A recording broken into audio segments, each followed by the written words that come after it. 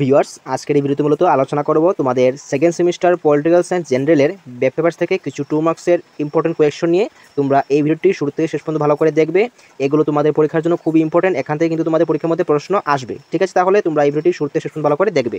এবং যারা এই সেকেন্ড সেমিস্টার পলিটিক্যাল সায়েন্স জেনারেলের ফুল সিলেবাস ওয়াইজ নোটস নিতে চাও, তোমরা এই ভিডিওর স্ক্রিনে একটি নাম্বার দেখতে পারবে। এটি হচ্ছে মূলত আমার হোয়াটসঅ্যাপ নম্বর।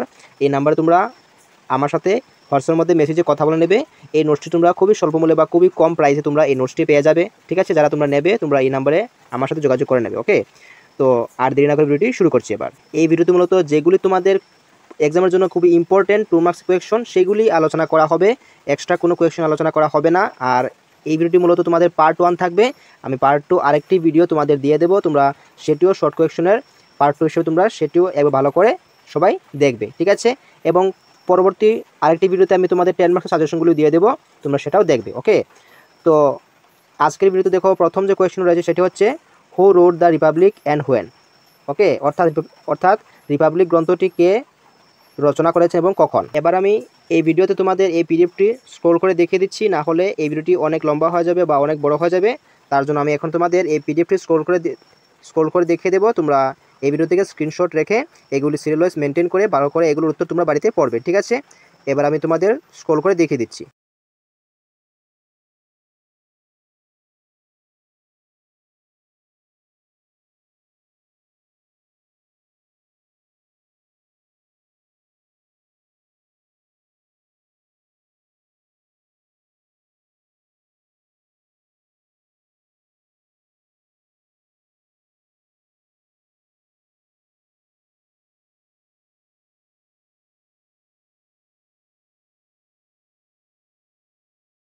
এই ভিডিওর শেষে আশা করছি তোমরা এই ভিডিও থেকে এই কোয়েশ্চনগুলো তোমরা সবাই স্ক্রিনশট ভালো করেই রেখে নিয়েছো, ঠিক আছে?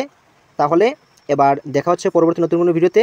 আর যাদের এই second semester political science general notes লাগবে, তোমরা এই ভিডিও স্ক্রিনে দেওয়া নাম্বারে আমার সাথে তোমরা যোগাযোগ করতে পারো, ঠিক আছে? তাহলে